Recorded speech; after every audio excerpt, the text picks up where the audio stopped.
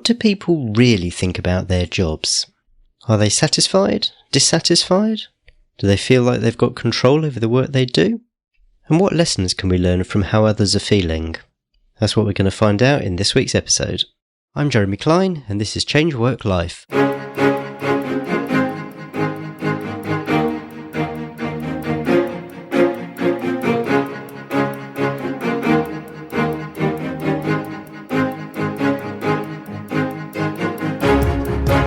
Hello and welcome to Change Work Life, the show where we're all about beating the Sunday evening blues and enjoying Mondays again.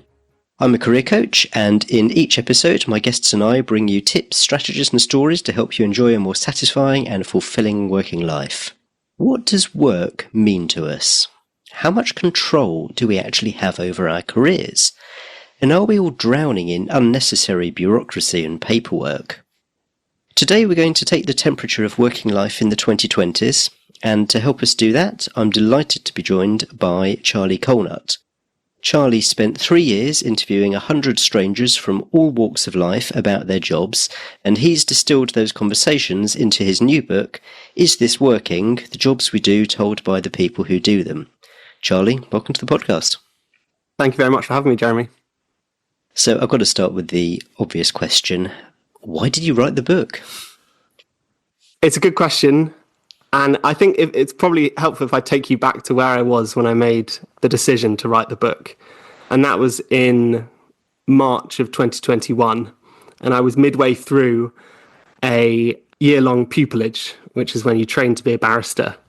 And I was doing it in commercial law, and I basically wasn't very happy.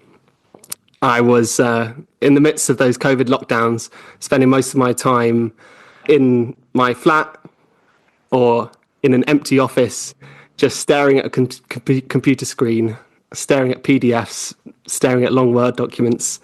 And I had a sense of, oh my gosh, is this what the rest of my working life is going to be? Long hours looking at things that I didn't find particularly interesting. And at about that time, or maybe I think a few months before I'd started that pupillage, I'd read this book by the American oral historian Studs Terkel. And in the late 1960s and 70s, he'd interviewed about 150 Americans from all walks of life. So kind of steel workers and people that work in car factories and waitresses. And he'd collected all these interviews together into a book called Working. And I was so taken with the book. I just thought it was completely fascinating hearing, everybody's got a story and people seem to have the most sort of extraordinary working lives, and you finding kind of meaning and happiness in the most unlikely of places. And so the kind of confluence of those two things, being very unhappy in my job and thinking, oh gosh, what am I going to do with my life? Is this really it? Plus having read that book, I thought, well, surely now is quite a good time to repeat that experiment, given that the kind of world that Studs had described through his interviews has completely changed since the 1970s, where now most of us work in the services economy, doing jobs based on computers. The world of work is, completely upended since then. So I thought, kind of selfishly, if I repeated Studs' experiment and interviewed 100 people in today's economy, then I think, I would learn something about what I wanted to do with my life, and perhaps would be given a steer in that direction. But also there was the kind of intellectual reason that I thought, it would be fascinating to see how things have changed since the 1970s. I'm hearing parallels between that and why I started the podcast, because I was in a place where I was sort of pretty unhappy with work, and so started a podcast partly for my own benefit to figure out what I might do. In your case, did it mean sort of ditching the pupillage and then launching yourself entirely into writing a book? And sort of, where did you expect to end up? I didn't really know. So I completed the pupillage just because I thought that would be a sensible thing to do. And I think my wife and my parents wouldn't have been, too happy with me just sort of running away immediately. And I may well go back to it, but I don't think I will. But it involved also moving out of London and kind of recalibrating our lives, my now wife and I. But the idea was that I'd give myself, I had enough kind of runway as it were, in terms of finances, to do 6 months where I'd try and do as many interviews as possible. And then I would turn that into a book proposal. And then I would pitch that book proposal to publishers. And at that point, I should have a good sense of, whether this is viable, and hopefully get a bit of money from them to carry out the rest of the project. So that was the kind of, there was no long-term plan other than the first 6 months. But I mean, I just had the most rewarding experience talking to people. So I'd sit down with them, usually for a couple of hours, usually in a kind of Wetherspoons or on Zoom or whatever.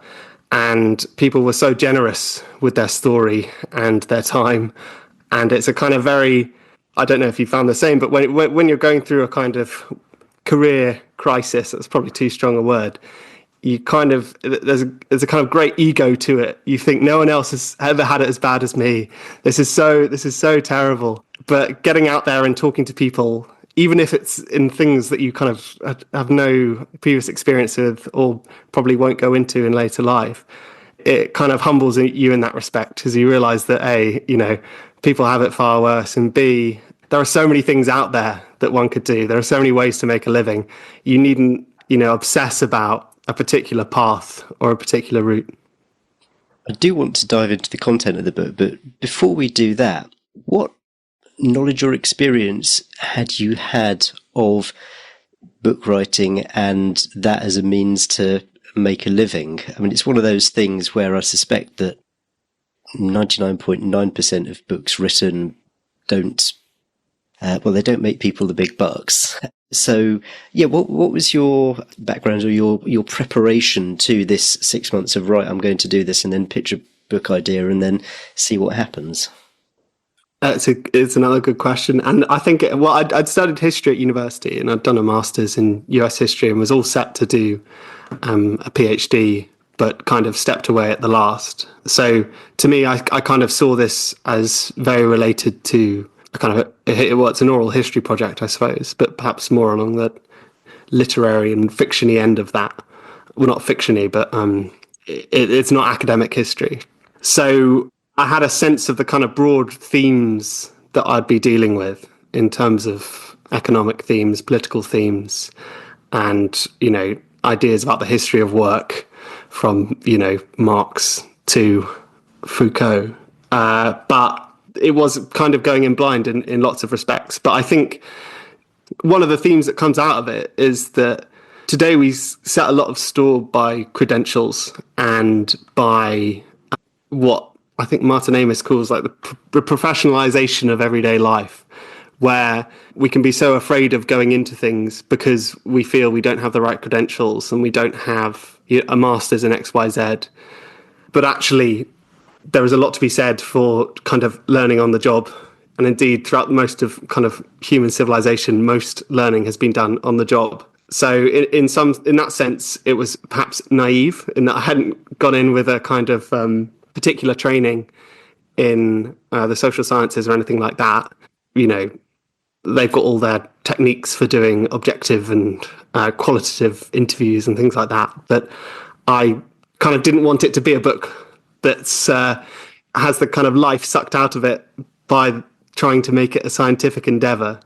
Instead, I wanted it to be something else, with, people talking about their jobs in their own words in a way that you would perhaps hear, in a conversation in the pub, late into the evening, where someone opens up about their story and about their experiences. I feel like in recent years the veil has been slightly lifted on this professionalisation. I'm seeing comments much more frequently how basically no one really knows what they're doing and they're all pretty much just making it up as they go along, no matter what credentials they've got. Yeah, I think that's true. And I think it also, it massively constricts the kind of freedom of the labour market, that if people feel they can't go into a certain sector because they don't have the necessary credentials, then, you're suddenly changing careers becomes a kind of 2 or 3 year process for you to get the necessary credentials before you go into something. And a lot of the time I feel, so my wife works in early years, where in the last kind of 20 years, there's been an enormous program of professionalisation where in order to look after X number of children, you need to have this level of qualification. And the qualification is often like the teaching and the requirements for that are pretty unrelated to the actual skill and craft of being a good early years worker. But it's become so necessary now, it's so part of the process that they're now struggling to get the amount of staff they need because, you need a C or C equivalent in maths and English in order to start your apprenticeship. And so many people that would have been great early years workers are turned off from it as a result. And I understand why you're doing it, because, it's in the sector's interests to protect the profession. Law is a classic example of this, where, if you want a high status job that pays a lot, you make it very hard to enter and you control the number of applicants and entrants. But I'm not sure it's good for the economy or for people. The idea that life should be a kind of winding journey where you're not stuck in one path, but there are other options out there for you. So going back to when you started the project, what preconceptions or expectations did you have about what you'd find with all these interviews? And what were those preconceptions actually matched with what you found? So I think the big one was COVID, in that I started the interviews in 2021 and I finished them in early 2023 with bits of other work thrown in there too.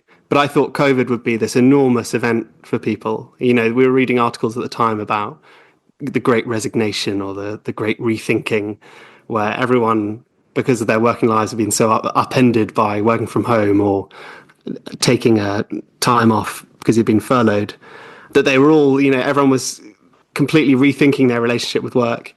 And actually, I found that it was a kind of dog that didn't bark. There were certain people that had made changes. So there was a restaurant manager, and the way they'd kind of designed their business completely changed as a result of COVID. They went into more kind of ticketed experience style restaurant dining rather than usual kind of turn up on the door stuff.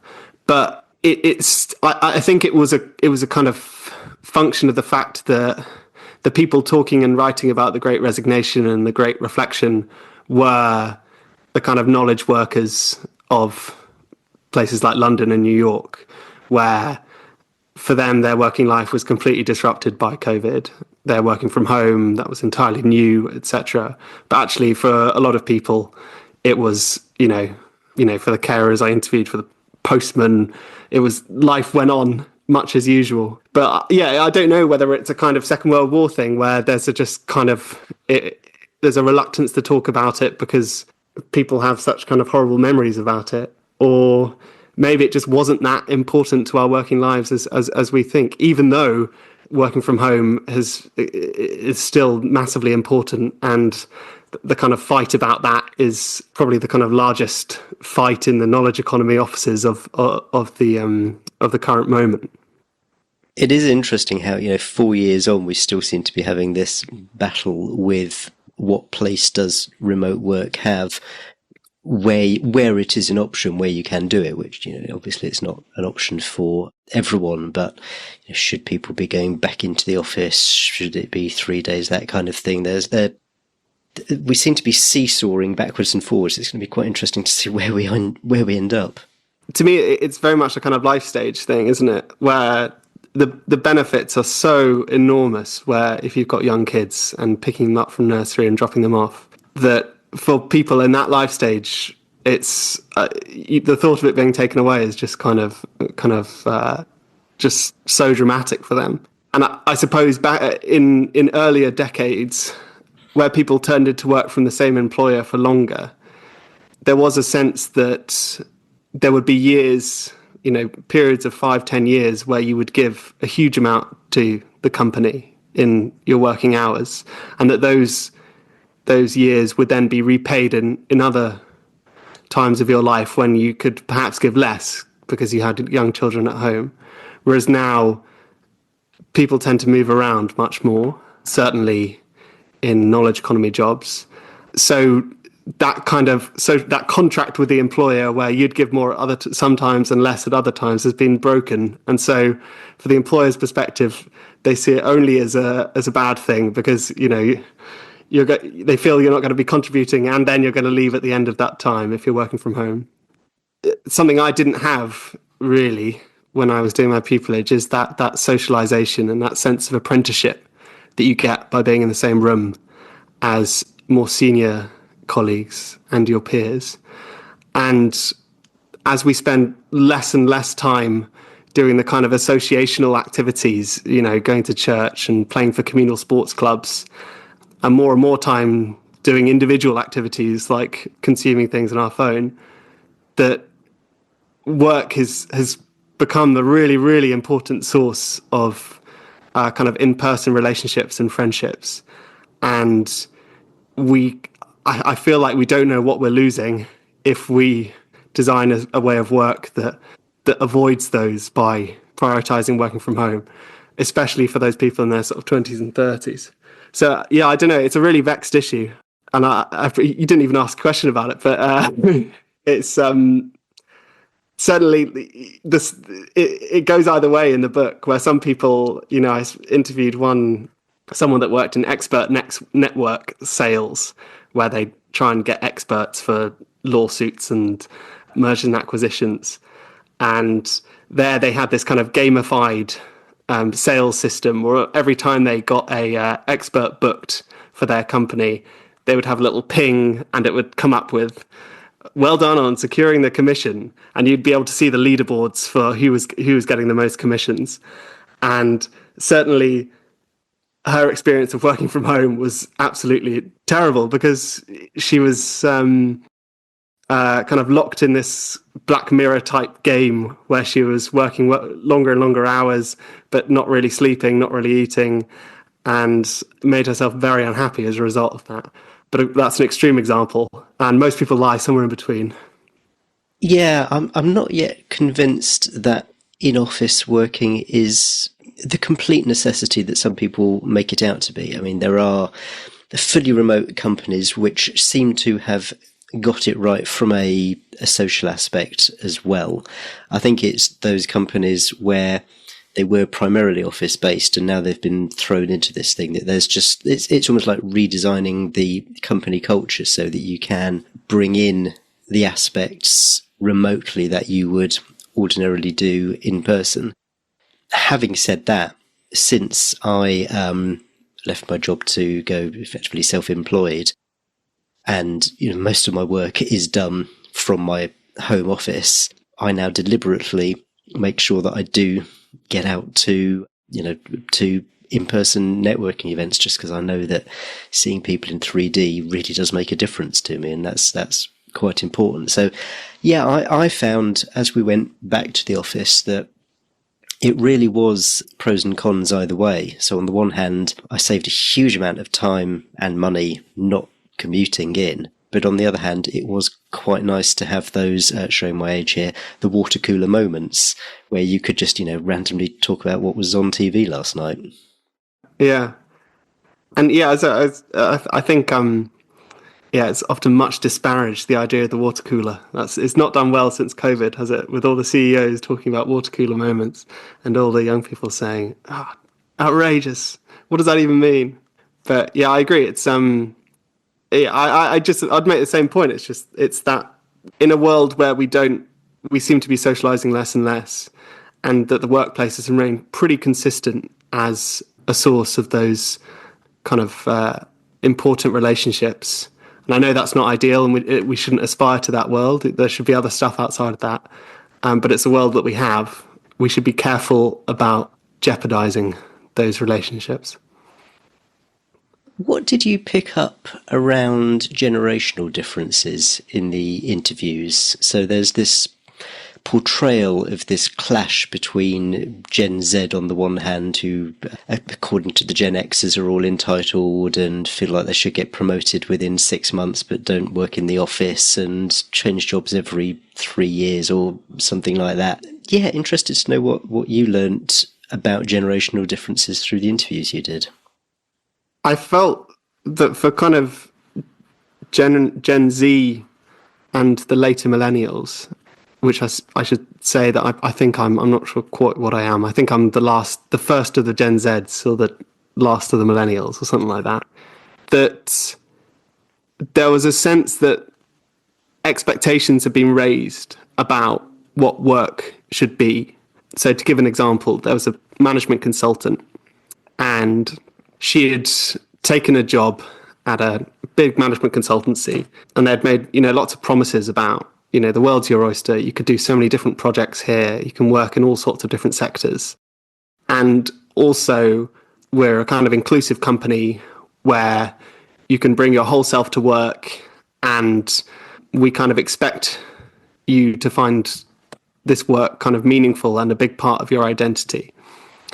And then she gets to the job, and so a lot of that is coming from HR in essence. And she gets to the job and she finds that she has almost no control over where she's placed. And she has a series of kind of very extremely tedious placements where her work wasn't being seen by anyone. She was submitting these reports to a kind of blank monolith and working from home most of the time. And then she does some training with senior employees and they kind of do some workshopping of possible discrimination examples. And she raised an example where one of her clients had been making a series of derogatory comments about women in one of their calls, saying that, they belonged in the kitchen or whatever. And she had raised this as an example of possibly kind of sexist behavior.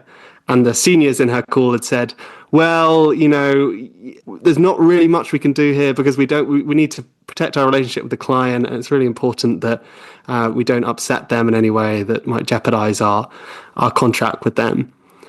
And then she said from that point on, she just took the view that her work was her work and she was going to give it as much as, not the bare minimum, but she's going to work her hours and do her job well in those hours, but not really go the extra mile or compete for promotions in the same way as she had been doing previously. And so I suppose the point I'm making is that the way we've talked about work in the last 10 years has been very much this idea that it's your route to kind of identity and meaning, and that it's a place where you can feel welcomed, accepted, and all of those things. And often those things kind of come up against hard business realities, which is what we're seeing now with the kind of unraveling of all of the DEI stuff. And it's this gap between the expectations that were raised by perhaps HR or whoever, and then the realities of their experience of the job that makes people quite disillusioned and upset. Whereas I think, I don't know, but my sense is that back in the day there wasn't this level of expectation raising.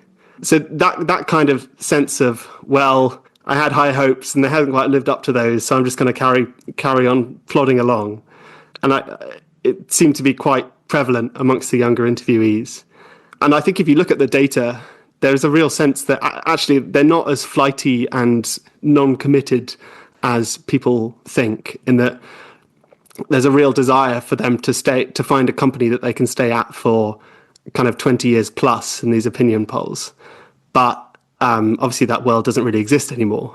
And then finally added on to that, there is the housing issue, which I think came up a few times, in that if work doesn't pay enough for you to have a house large enough to start a family in, say, your late 20s, early 30s, then that kind of bleeds into your relationship with work, in that there's a sense of, well, what am I doing this for?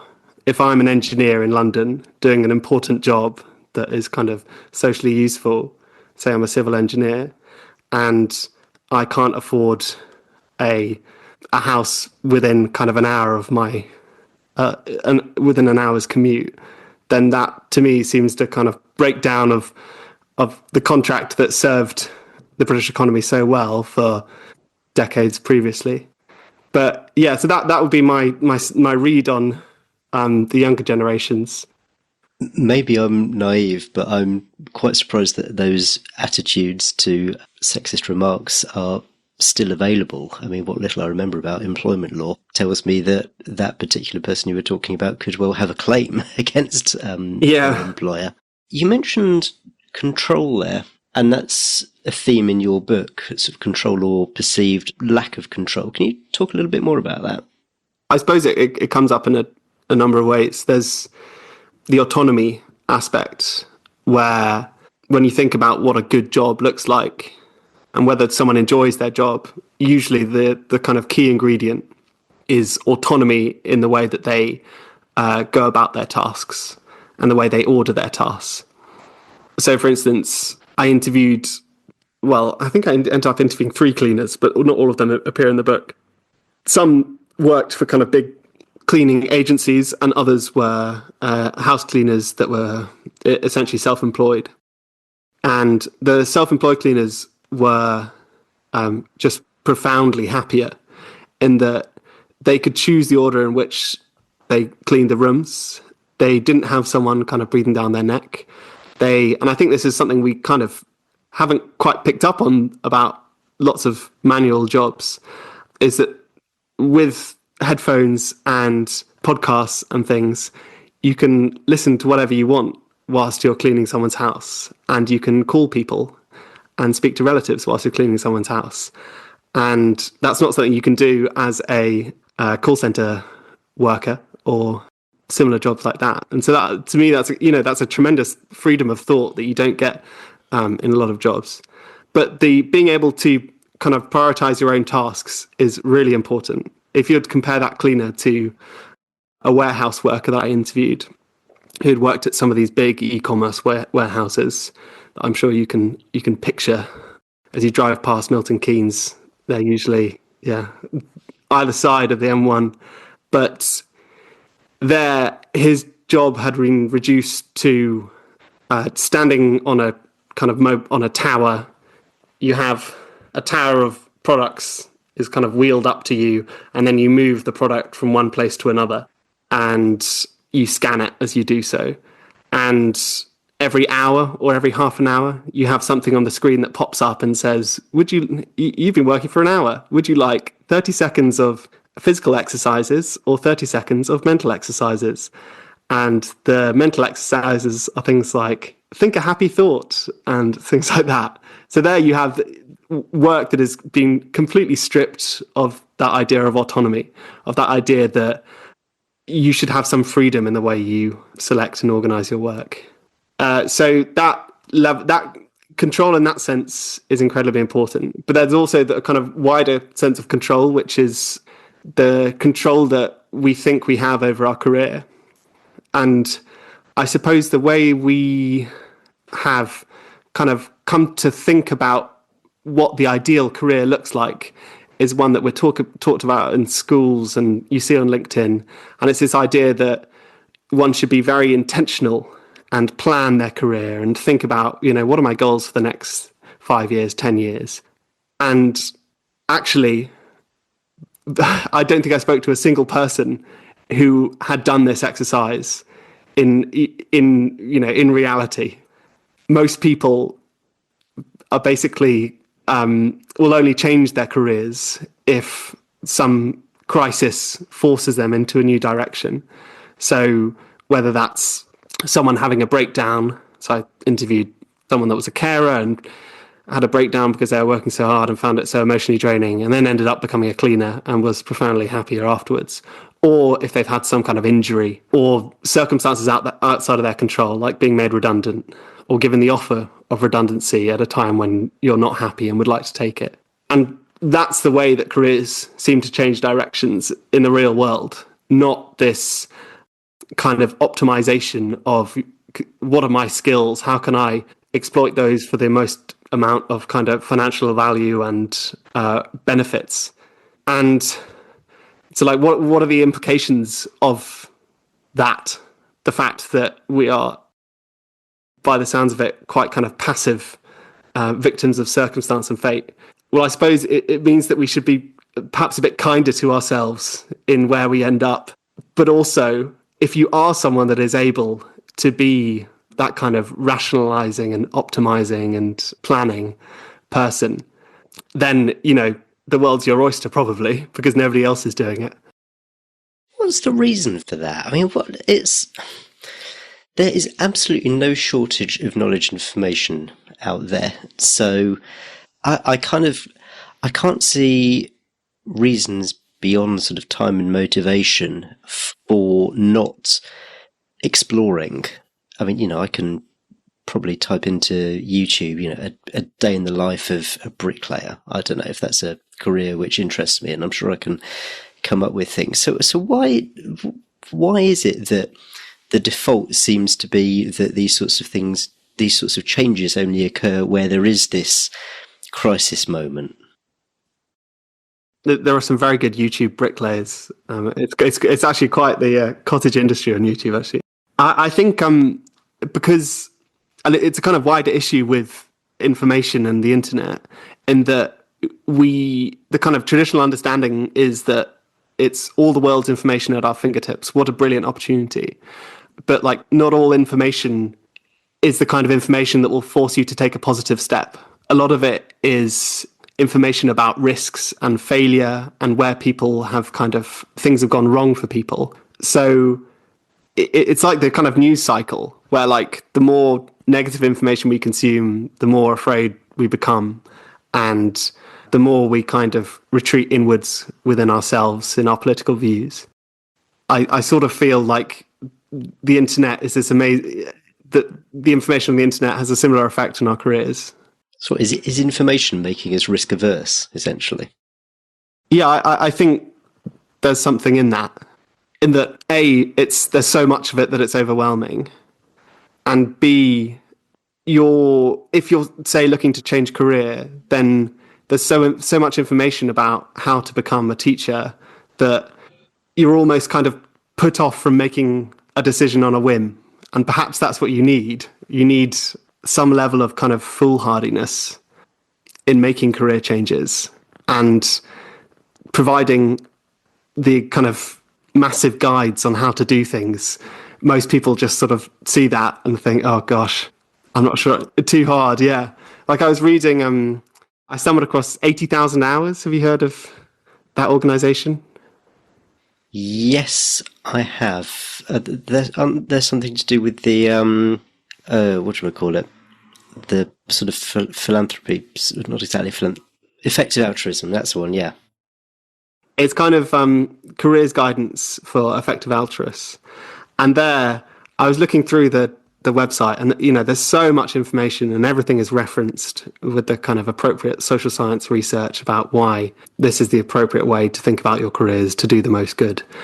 And I'm Luddite, terrible person, but my response was, oh my gosh, like, I can't face wading through all this information. It seems there's too much, it's too hard. Other people are clearly will be better qualified than I will.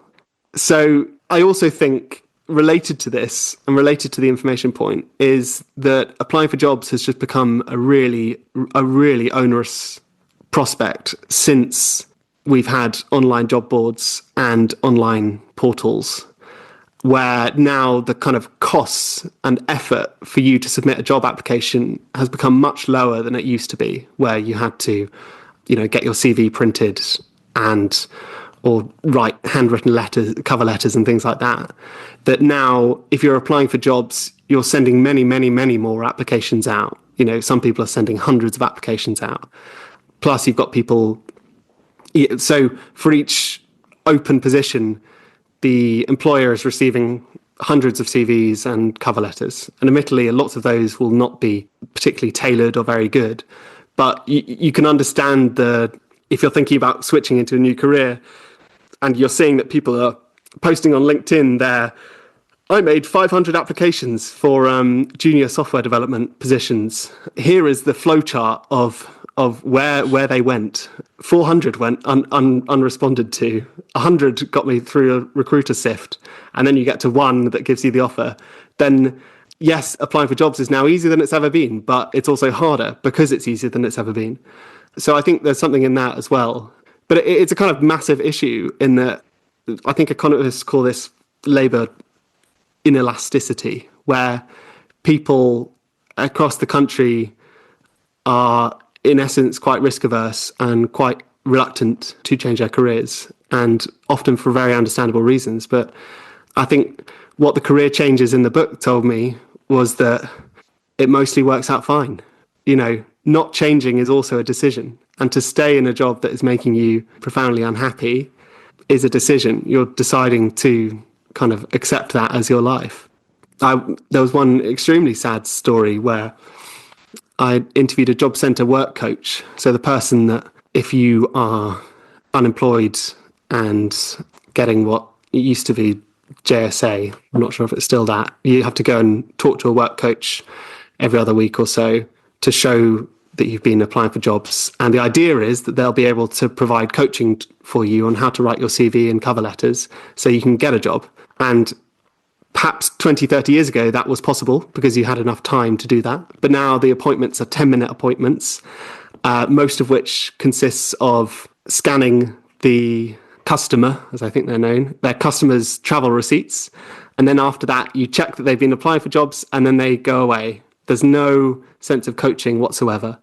And previously, in his role at job centres, he'd done in-person coaching for job seekers where he'd been given so much freedom and so much time and so much resource to kind of design his own program, and had a real success with that. And yet, over the years, his autonomy had been whittled down such that he was now doing these 10-minute appointments. And he said, I feel like a box ticker. And what else? Oh, you can't get a quart in a pint pot, describing the amount of stuff that he was being asked to do in this 10 minutes. And he had time off work because of various mental health issues that were primarily caused by his job. And yet it was just such a clear example of someone that should have switched, should have gone and done something else, but felt that I'm not sure why he didn't. He said it kind of, I'm not sure he ever gave a really good reason why he didn't, but think of what he could have done in terms of pursuing another path. But, you can never judge anyone because you're not in their position. And also, economic circumstances are very important in terms of if you're leveraged to the hilt, as we sort of seem to increasingly be, where if you've got a couple, both of whom are taken on 4 times their salary in a mortgage, then the options seem much narrower, and caution and staying in place seems much more sensible. You touched there on something else which I promised in the intro we'd cover, and that's the bureaucracy side of things. That just seems to have increased. What did you find in that regard in all these interviews you did? So I think it was a general thing that kept popping up, in that you would speak to people that are kind of on the operational level, I think you'd call it.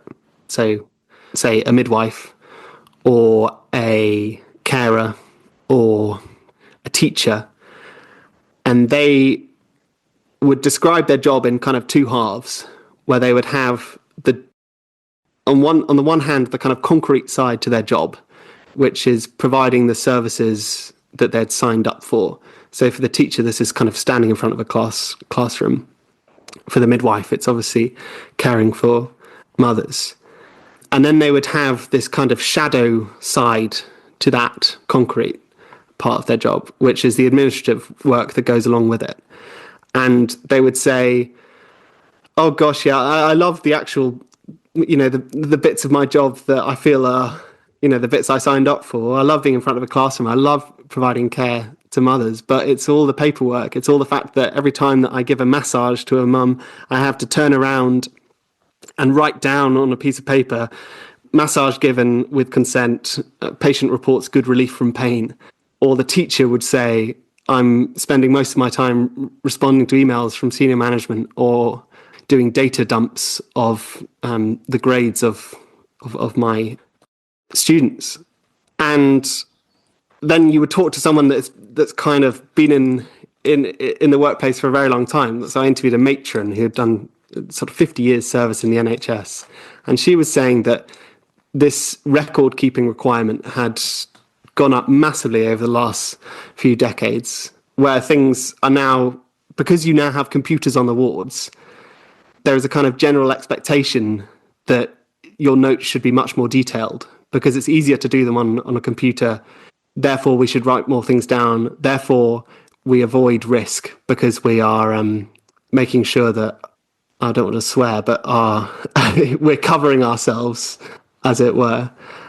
And so what kind of linked all these things together was that often it was the kind of product of technology, in that, having computers on the wards, or for instance, when it comes to, say, lawsuits, the length of documents has been going up and up and up because they're all being written on the computer, and that has this level of abstraction where if you put a 400-page pleading for a court case in front of a judge 30 years ago, they would say, what on earth is this? This is horrendously long. But now in a PDF, there's a way of, it gets stripped down and you forget that it's 400 pages, and that in paper terms, that would be a monstrous thing. So that was a kind of pattern that I noticed again and again. And a lot of it comes back to this kind of fear thing that we've talked about, where it's managers wanting oversight of what their employees are getting up to. It's for teaching, a lot of the time it seems to be related to Ofsted, where head teachers are so worried about having a kind of big public failure, because you have an Ofsted that's uploaded to the internet and everyone will see that your school isn't outstanding. And so this trickles down to employees then, who then have to keep, assiduous records of everything they do. And that takes them away from their job. The midwife that is writing very detailed records about the massage she's given, in that time is not able to support the patient. The teacher that's spending her evenings doing these data dumps or replying to emails from even parents now, I think that's the kind of current thing, is not preparing for lessons for tomorrow or resting. So there needs to be a kind of general acceptance that,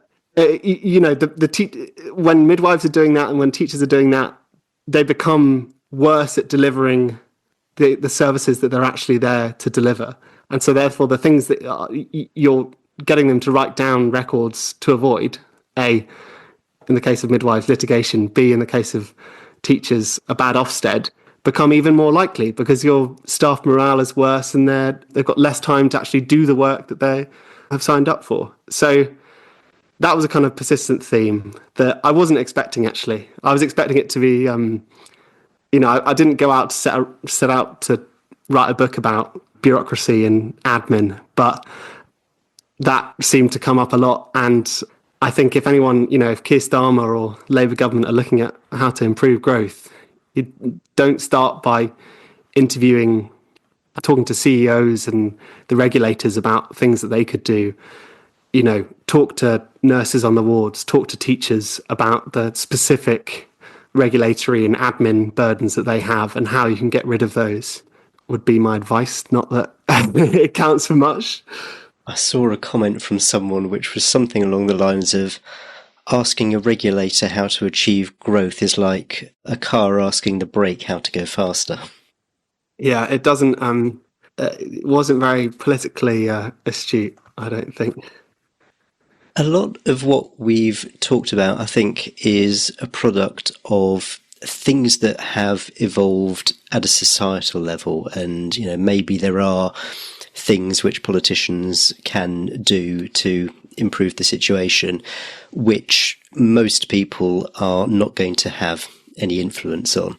One piece of optimism I've gleaned from this conversation was your statement that people who have actually changed careers have found that generally it's worked out okay. I'm just wondering, from an individual level, what else did you pick up that the individual can take away that's going to improve their lot? What's the sort of, secret sauce to career happiness, or, something that you noticed that you thought, why don't people do this? I reckon if they did this, they'd be a lot happier.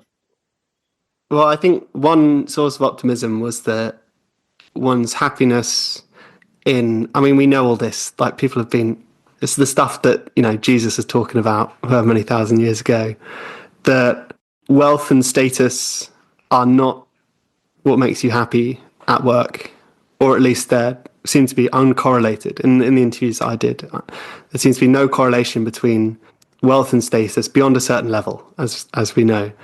and happiness in your jobs, in your work. So that is that's a profoundly optimistic thing, that if your work can achieve that standard of living or a certain career, then, and you're happy doing it, then it's open to everyone in essence. On an individual level, and related to that, I suppose it's a question of perspective, and it comes back to this idea of the concrete part of your job versus all the other stuff, all the other frippery.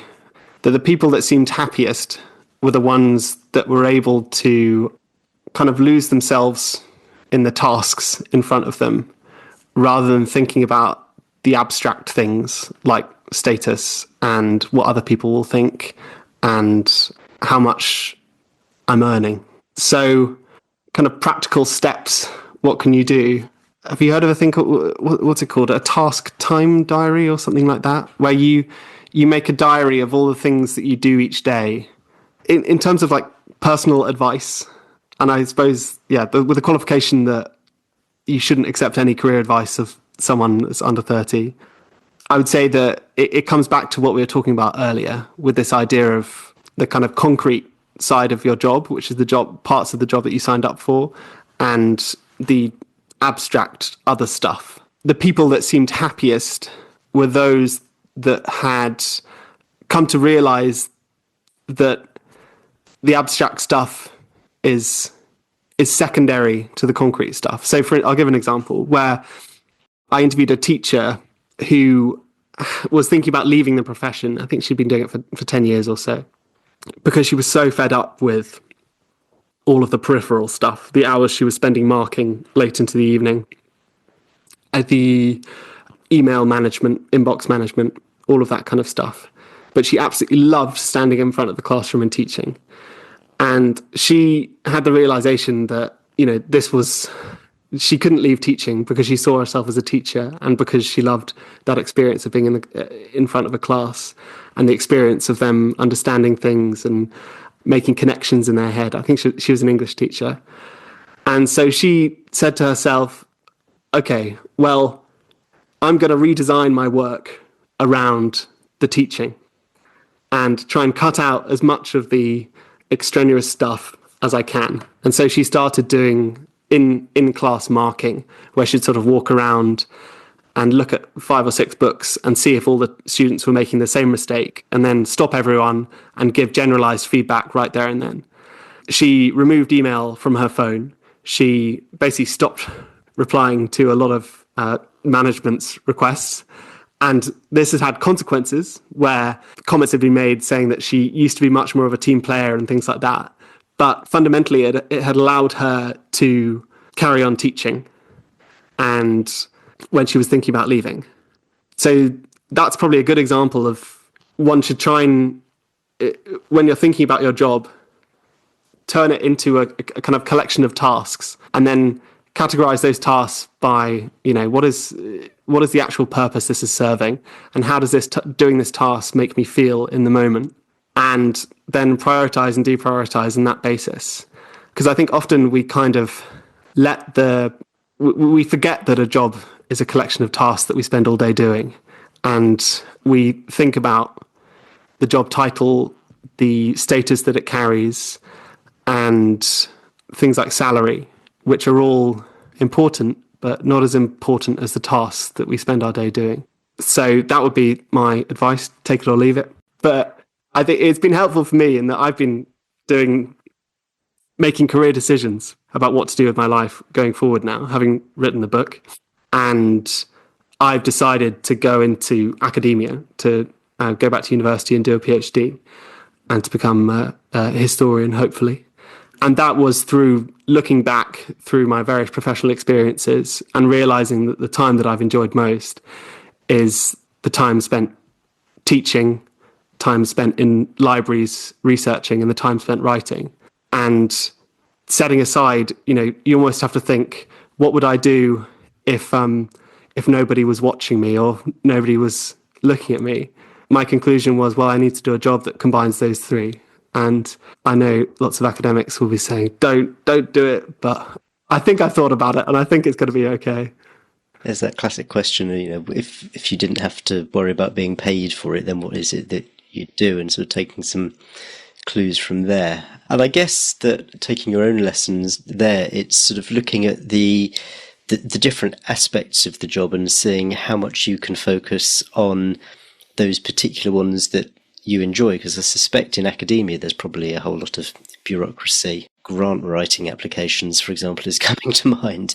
So it's going to be almost like, doing that time audit and, seeing what's the stuff that you can drop or at least limit. A very simple thing. One of the best decisions I ever made was turn off email notifications. Marvelous. Emails don't need to be responded to immediately. Yeah. I was reading this very strange but very interesting book called by this guy called Lewis Mumford, who's this American architect, I think it's called Techniques in the Human Civilization. But there's a long discussion in that. It's written in the 1920s, and there's a long discussion about how the telephone is killing modern work because it's disrupting the rhythm of our working lives and filling it with interruptions that disrupt us from the tasks that we should be getting on with. And I was thinking, gosh, if the phone is what's doing that, what is Slack doing? What is email doing? All of these things, the kind of great challenge is maintaining our attention in the face of all of these things.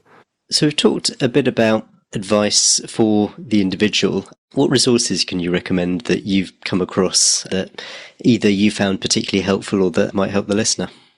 I play quite a lot of tennis, and there's a very good book called The Inner Game of Tennis. And I think generally sport is a very good way to kind of practice the things that we should be doing in the rest of our lives.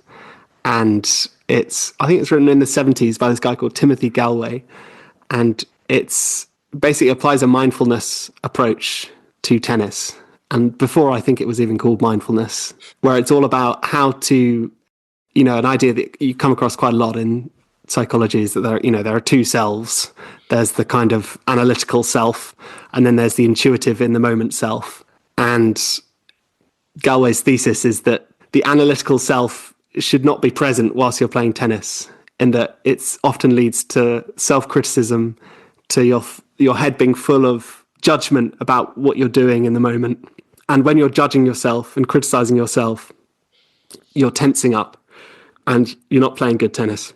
And there are obviously lessons there for the rest of life in that it's, that judgmental self, which is often informed by other people's perceptions more than anything else. Is this what I should be doing? What will people think? You're doing this terribly, is just profoundly unhelpful for so much of life. And so the constant pursuit of trying to be in that intuitive in the moment zone or flow or whatever you want to call it is kind of one of life's great challenges, especially on the tennis court. But yeah, and one of its things is you'd never talk to anyone else like you talk to yourself. And, you see people hitting themselves with their rackets or saying, you idiot, how have you done that? And that's seen as kind of acceptable on the tennis court when you're talking about yourself. But obviously you would never talk to anyone else like that, I would hope. So that's my advice. It's a very good short read and applies to much of life beyond tennis. And if someone wants to find you, or more importantly, find the book, where should they go? So all major booksellers, I suppose. And yeah, Is This Working? The Jobs We Do, Told by the People Who Do Them, by Charlie Colenutt. And I also publish newsletters on Substack. And the title of that newsletter is The Administration of Things. Right. I will put the links in the show notes. Charlie, thank you so much for coming on. It sounds like it was a fascinating project, and I've been really interested to learn about your findings. So thanks so much for coming on and sharing. Thank you very much, Jeremy. Okay, hope you enjoyed that interview with Charlie Colenutt. I don't know about you, but I thought it was really fascinating what Charlie has found out through these interviews with 100 different people. And I've got to say, based on his research, things just sound a little bit more fragile than perhaps I realised. There seems to be a lot of caution, and that's at two levels.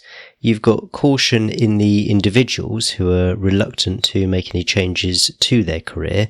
Charlie mentioned how there tends to be some kind of a crisis which really sparks that. And then you've got caution at the level of the employers, which manifests itself in perhaps excessive record keeping, which adds to the bureaucracy and takes people away from their jobs. But despite a lot of Charlie's findings, I remain optimistic. And I say that for two reasons. One was the point that Charlie made that those people who have changed careers, for them, generally it's actually worked out pretty well. The second is that if you're listening to this podcast, then you probably appreciate better than most people that you've got more control over your career than perhaps most people realise. As there seems to be more uncertainty in the world, it kind of makes sense that for each and every one of us, it's our responsibility to take care of our own well-being and career satisfaction, because frankly, no one else is going to do that for us. This isn't a new point, but the heightened uncertainty that we've all experienced since the COVID pandemic kind of throws this into sharper relief, at least it does for me.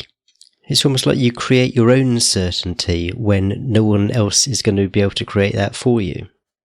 The transcript, summary of the key points from the episode, and links to the resources mentioned are all on the show notes page for this episode at changeworklove.com/207. That's changeworklove.com/207. And if you're looking for a way to start taking control, then check out the exercises on my website at changeworklove.com/happy. That's changeworklove.com/happy. Those exercises will start to give you some ideas as to what you need out of your career. If you're in that place where you're just not really fulfilled with your job but you're not sure why, then those exercises are a great starting point. There's more to come in 2 weeks' time, so if you haven't subscribed to the show, make sure you do, and I can't wait to see you in 2 weeks. Cheers. Bye.